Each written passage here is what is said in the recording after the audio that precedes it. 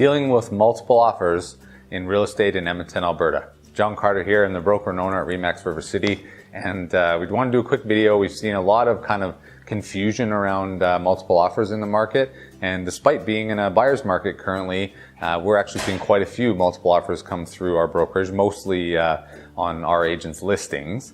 So I'll talk about it kind of from both sides, but just to quickly sum up, this is Edmonton specific, so it's a combination of regulation around from RECA, as well as rules and regulations put out by our local Realtors Association of Edmonton. So all this is available online, but we want to do a quick video to kind of sum it up.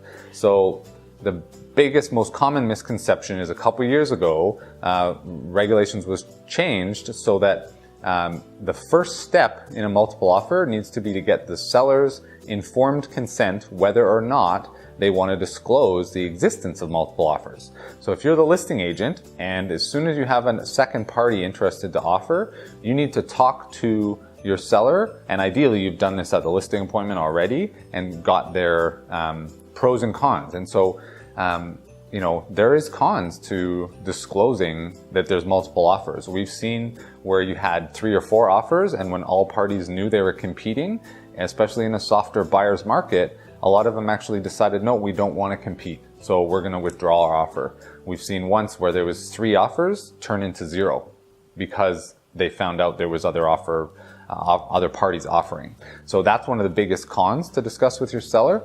Obviously, the biggest advantage is you create more interest in the property. Everyone knows, kind of bring their best offer first. Hopefully, if their buyer's agent's kind of educating them, and we did a separate video talking about how to kind of work with buyers in this type of a market, but making sure that the seller is informed. Now, if the seller does not want to disclose the existence of multiple offers, that needs to be done in writing. So you can have it as part of the listing agreement, you do as a term or under an addendum to a schedule to the listing agreement, or an email can often be sufficient, where as long as it's coming from them and you get that in writing prior to the presentation of offers, you get the seller's permission and written authorization whether or not they want to disclose offers. So second most common one is once you have a pending offer potentially, and you're dealing with backups or things like that. That's another one we're seeing right now is people have, sale of buyer's home condition on their offer, and so they know that offer is kind of weak, that's pending currently. So they want other interest in the property. They're purposely saying the property's available because it is available. It's pending, but it's available with a 48-hour or whatever type of clause they've negotiated into the sale of buyer's home condition. So if you want to make sure that there isn't any pending offers, you have to ask that exact question. So you need to ask the listing agent, are there any pending offers, or do you have any active offers being negotiated on the property? So that's the key question, not is the property available? Yep, it's available, and I could have a pending offer and 2 backup offers.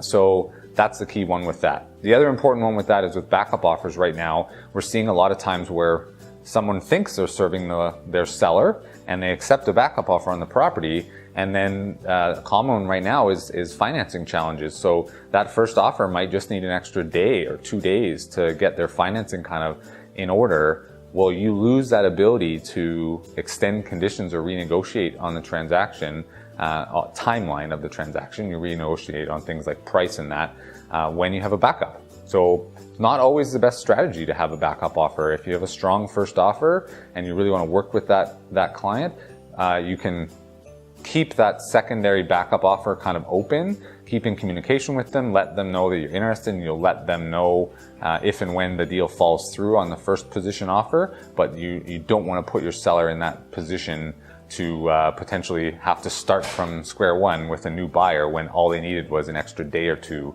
to deal with financing.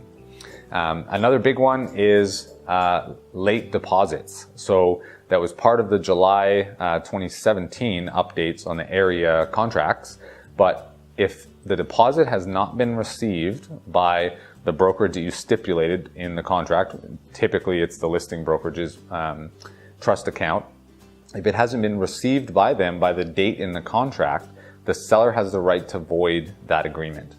and it's right in the wording of the offer to purchase.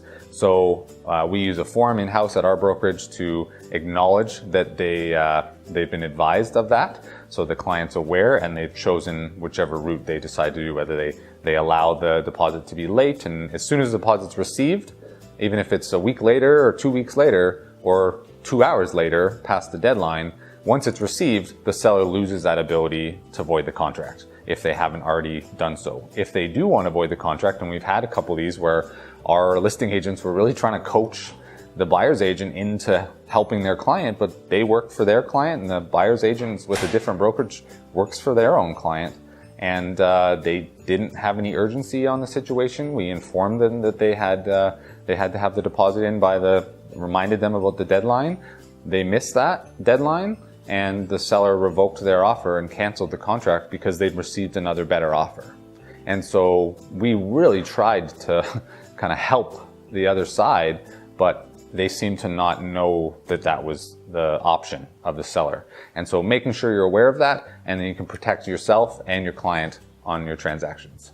Last important point is regarding counteroffers when you're in multiple offers.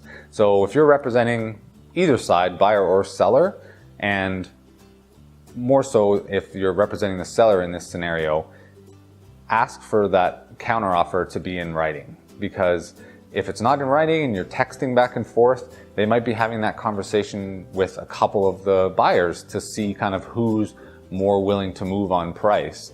If it's not in writing and signed, it's not a real counteroffer. Verbal is verbal, and it's as simple as that. Doesn't hold up in court, doesn't hold up with the real estate board or RECA or anybody else. So making sure, especially if you're representing a buyer and there's 3 or 4 offers on a property and they're coming back to you to say, would your client accept this price?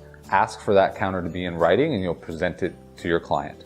And that's the best way you can protect them. If the seller isn't willing to do that, it gives you an indication that they're shopping the offers against each other. And so you may want to have that conversation with the listing agent to say, where do we need to be? Or, what can you give me some feedback about where our offer falls in here? Are we first place, second place, and what changes could be made? And try to suss out what you can go back to your buyer to see if they're willing to make a change to the offer. But if you want to represent your buyer client, make sure you ask the listing agent to counter in writing. So have great success in multiple offers. It's sometimes a very competitive market out there, even in a buyer's market like this. We're seeing quite a few multiple offers in certain areas and product types. So make sure that you're well informed so you can win in multiple offers.